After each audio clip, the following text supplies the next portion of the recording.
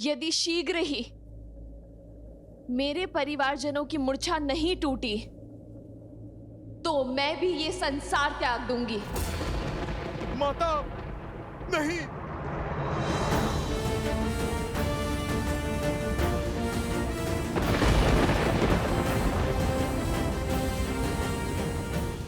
हर वार सहने को सज हूं मैं।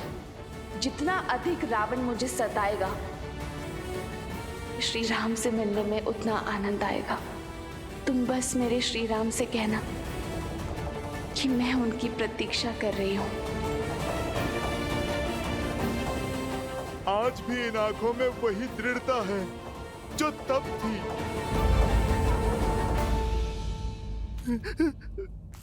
माता, माता रुक जाइए। माता, कोई तो उपाय होगा, आप रुक जाइए। माता, माता रुकिए। हमने दुख दिया, सिया राम को मिलवाने के लिए किया। हमें क्या बोध था कि हमारा ये प्रयास हमारे माता पिता को ही कष्ट देगा।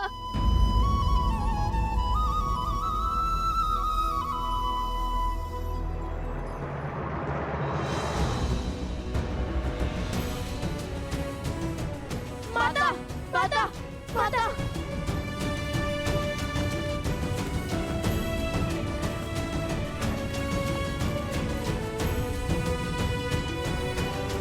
माता, माता, हमसे घोर पाप हो गया माता। अब क्या करें, कैसे प्रायश्चित करें माता, कुछ समझ में नहीं आ रहा माता। राज, अनुज और उनके मित्रों को कोई भी बूटी मूर्छा से नहीं जगा पा रही है। हमसे एक भूल हो गई, बहुत बड़ी भूल हो गई।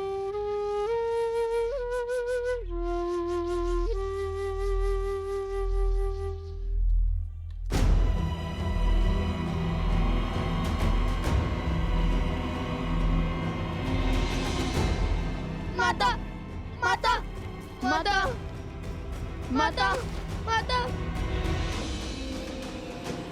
माता, जीवन में जब भी हम किसी संकट में घिरे हैं तो आप ही ने हमें उचित मार्ग दिखाया है, हमारी समस्या का समाधान हमें सुझाया है।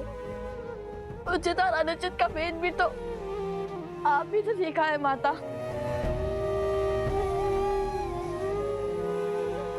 और आज जब हमने अपने परिवार को इस अवस्था और परिस्थिति में पहुंचा दिया है तो आप कुछ नहीं कहेंगी। माता, हमें क्षमा कर दीजिए माता। अपना मोह तोड़िए और हमें मार्ग दिखाइए माता। माता, माता, माता, माता, माता बिना कुछ कहे कहाँ जा रही है? माता बिना कुछ कहे कहाँ चली गई?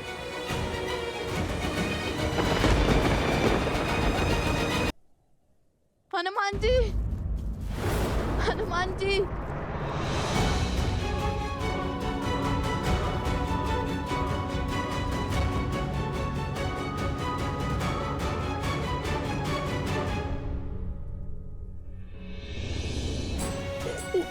ये क्या हो गया हनुमान जी, ये क्या हो गया? हम घोर पाप कर बैठे हनुमान जी, घोर पाप। हमने आपके साथ भी तो कितना अनुचित व्यवहार किया। आज जब सत्य का भान हुआ तो हर गलती का आभास हुआ हमें। हमें क्षमा कर दीजिए हनुमान जी।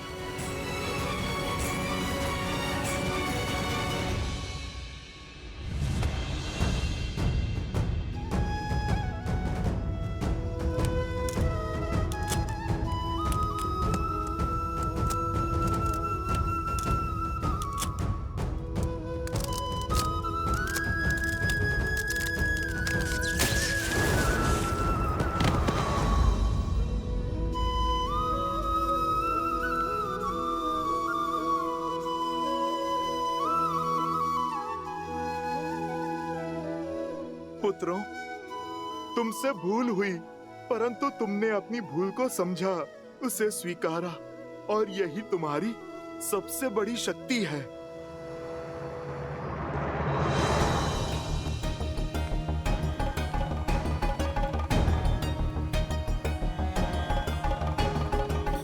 वन देवी,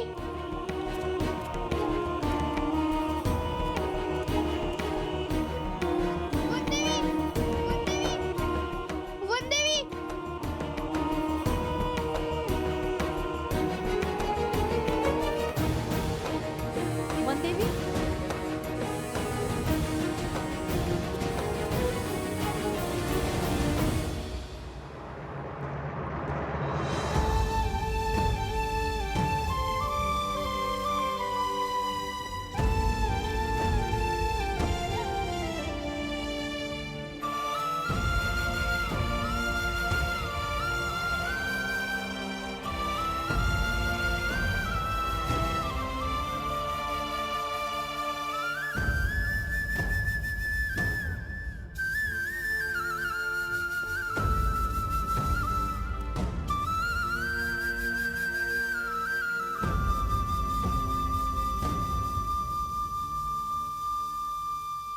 इस समय, इस क्षण क्या उचित, क्या अनुचित, कुछ समझ नहीं आ रहा है। किंतु केवल इतना जानती हूं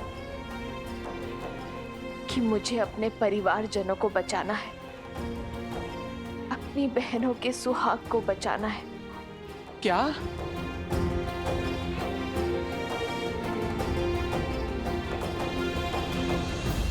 अब मैं जिस तप का आरंभ करने वाली हूं, जिस तपस्या के लिए मैं अपनी आंखें बंद करने वाली हूं, वो अब केवल तब खुलेंगी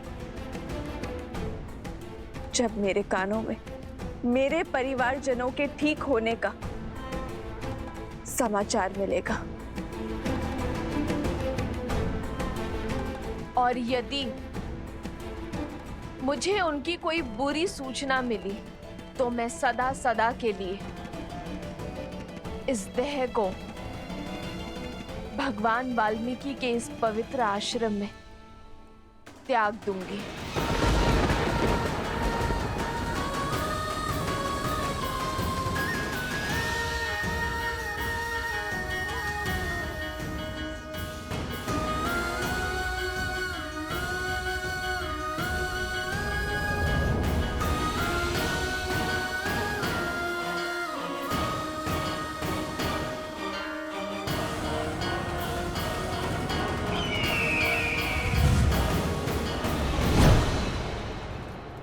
भैया, सुना आपने? हाँ, राम बच गया तो क्या हुआ? शीघ्र ही एक प्रहर का अंत होने वाला है और अब तक सब मूर्छित हैं। यदि किसी एक की भी मृत्यु हुई तो मेरी मृत्यु सदा सदा के लिए टल जाएगी। आज नियति का लेख भी बदल गया। हमने भाग्य को बदल दिया। एक बार सीता गई तो मेरे सर से चंचलाक्षी का श्राप सदा सदा के लिए टल जाएगा। सीता की मृत्यु मुझे जीवन दान देगी। अब विलंब है तो केवल समय चक्र के पूर्ण होने का।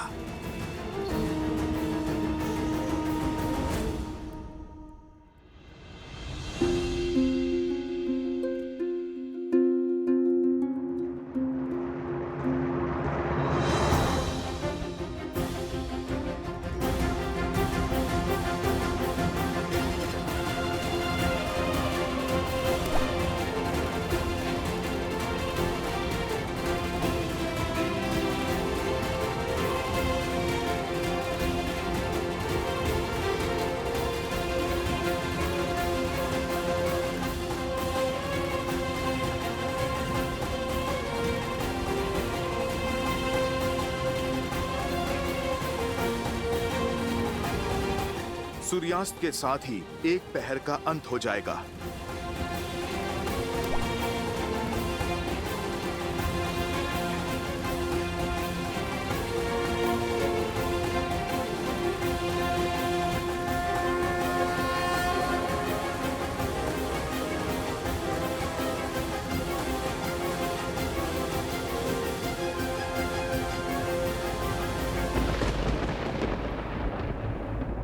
आंसू पोंछो बालकों, ये समय निर्बल होने का नहीं, बल दिखाने का है। यदि समय चक्र के शेष होने के कारण मेरी माता पर आंच आएगी तो मैं आज सूर्य अस्त ही नहीं होने दूंगा।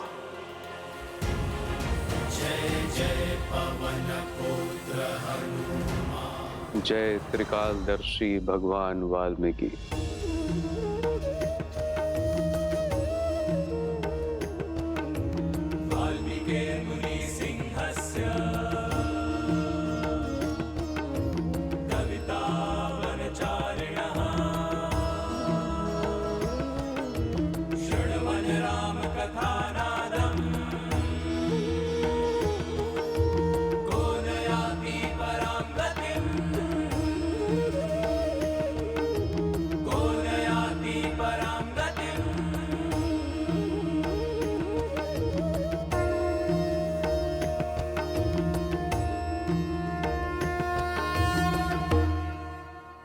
सूर्य कैसे रोकेंगे हनुमान जी, बालपन की भांति?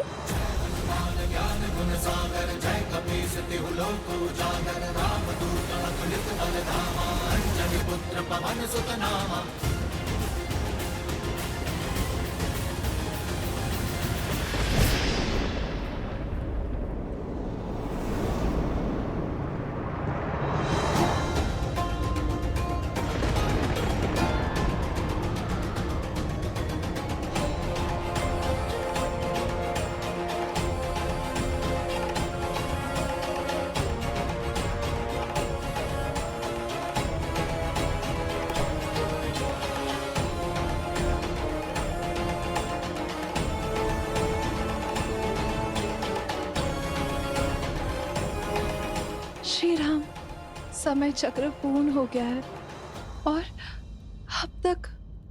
निराश मत हो उर्मिला। व्यक्ति का अंत उसके प्राण जाने से नहीं, जीवन की आशा जाने से होता है। यदि मैं श्वास ले रहा हूं तो लक्ष्मण के भी प्राण नहीं छूट सकते। विश्वास रखो उर्मिला।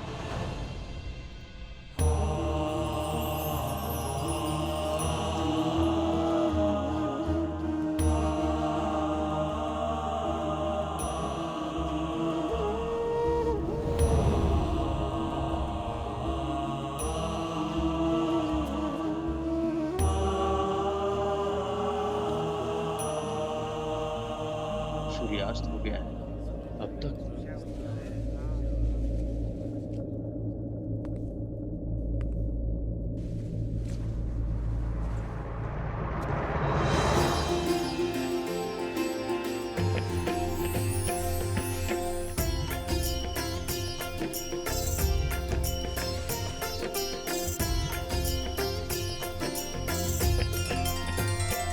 भगवान वाल्मीकि की, भगवान वाल्मीकि की, भगवान वाल्मीकि की।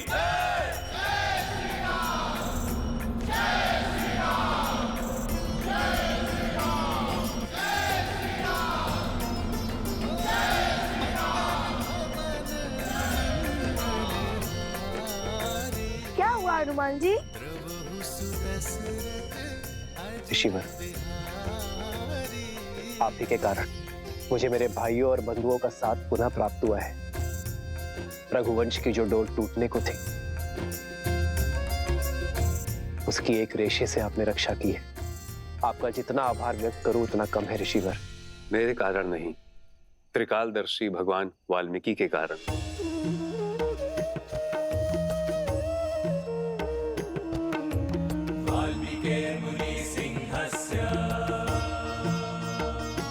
त्रिकालदर्शी भगवान वाल्मीकि, आपका यह आभार रघुकुल सदा स्मरण रखेगा।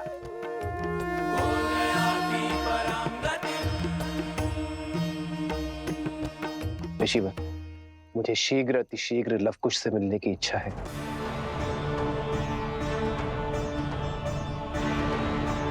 ऋषिवर, विनती है मेरी, मुझे लवकुश के पास ले चलिए। किंतु भगवान वाल्मीकि की इच्छा कुछ और है। अश्वमेध यज्ञ पूर्ण होने के मुहूर्त में समय कम शेष है। वो चाहते हैं कि आप पहले अश्वमेध यज्ञ पूर्ण करें। धर्म और अयोध्या के मान के लिए अश्वमेध यज्ञ अति आवश्यक है। रहा प्रश्न लवकुश का, तो शीघ्र ही भगवान वाल्मीकि स्वयं उन्हें लेकर आपके समक्ष अयोध्या पधारेंगे। जैसी भगवान वाल्मीकि की इच्छा। ऋषिवर, आपने बहुत बड़ा उपकार किया है हम पर। आप भी शीघ्र अयोध्या पधारें और हमें सेवा का लाभ दें। अवश्य महाराज।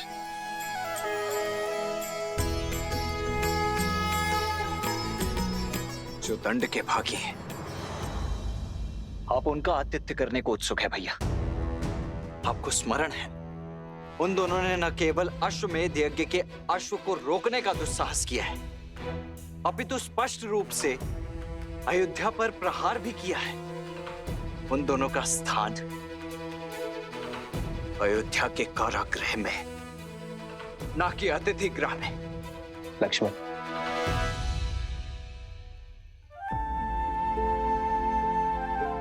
आज फिर अपनी क्रोध की अग्नि में अपने विवेक की आहुति दे बैठे। किंतु मित्र, लक्ष्मण भैया का रोष उचित है। हाँ प्रभु, उन उद्दंडियों को दंड मिलना चाहिए।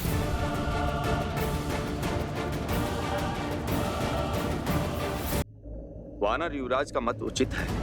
हाँ महाराज, अयोध्या के अपराधियों को दंड मिलना चाहिए। अयोध्या के अपराधियों को दंड मिलना चाहिए। अयोध्या के अपराधियों को दंड मिलना चाहिए।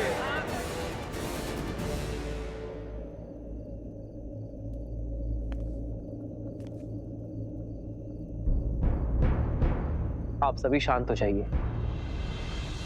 मैं जानता हूं जो हुआ उससे आप सभी आहत हैं। और रही बात दंड की, तो दंड के भागी वो होते हैं जो अपने स्वार्थ के लिए युद्ध लड़ते हैं। मैंने उन दो बालकों जैसा योद्धा कभी नहीं देखा जिनके युद्ध का आधार ही राम सिया का मिलन है। जब युद्ध भूमि में मेरा उन बालकों से सामना हुआ, तब माता सीता पर लांछन लगाकर उन्हें आपसे और आपके परिवार से भिन्न कर दिया। आपने सुख, संपदा और वैभव सब छीन लिया। जिस स्त्री ने बिना एक प्रश्न किए 14 वर्ष आपके साथ वनवास स्वीकारा, उस पवित्र देवी सीता पर इतना घोर लांछन लगाने वाली प्रजा को आपने दंड तक नहीं दिया। माता सीता के हाथों आहुति दिलवाकर कीजिए रामायण संपूर्ण। ऐसे विचार के धनी भगवान वाल्मीकि के शिष्य कभी अनुचित नहीं हो सकते। यदि हम स्वर्ण को परख ना पाए तो दोष हमारा है, स्वर्ण का नहीं।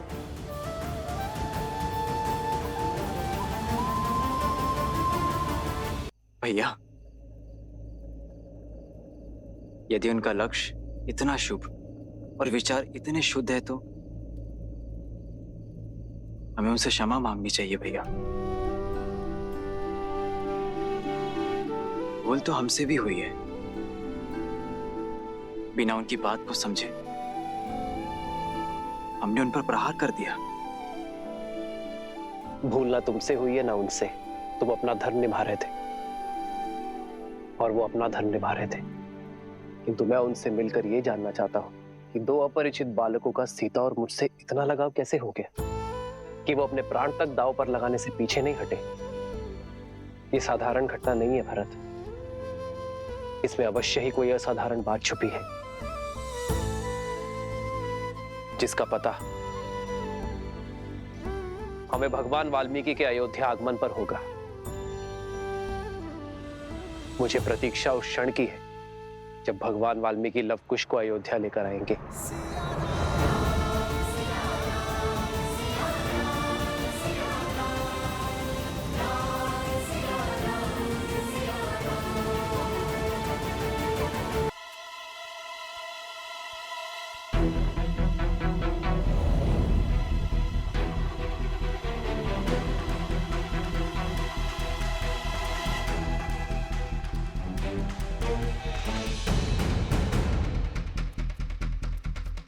अरे ये क्या, हनुमान जी का चित्त भोजन में नहीं है।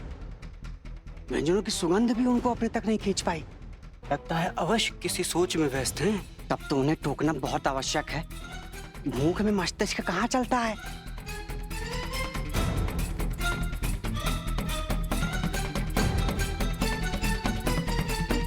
हनुमान जी, भोजन सज है। आप हनुमान जी, हनुमान जी।